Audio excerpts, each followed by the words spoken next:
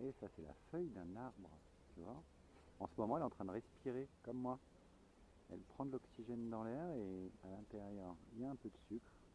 Et il y a une réaction qui se fait, qui produit de l'énergie, ça s'appelle la respiration. Donc elle respire, moi je respire, on respire tous.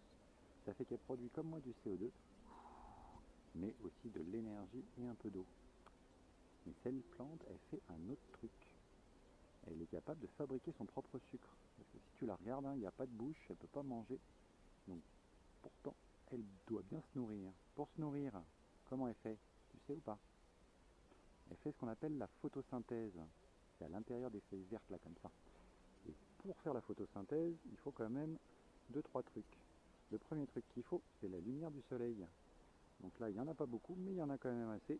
La lumière vient taper sur la feuille et il lui faut aussi du CO2. Alors le CO2, il est invisible, mais il y en a un petit peu dans l'air. Et hélas, il y en a de plus en plus, ce qui propose des problèmes de réchauffement. Il manque encore quelques trucs qu'on va voir tout de suite. Il lui manque de l'eau et des sels minéraux qu'elle va aller chercher dans la terre avec des racines. En général, pour un arbre, il y a plus de racines que de branches au-dessus. Donc elle peut pomper de l'eau et pomper des sels minéraux pour bien grandir et faire sa photosynthèse. Cette photosynthèse, elle produit le sucre, puis il va être transformé après soit par la respiration, soit par d'autres processus. Ça se complique un petit peu.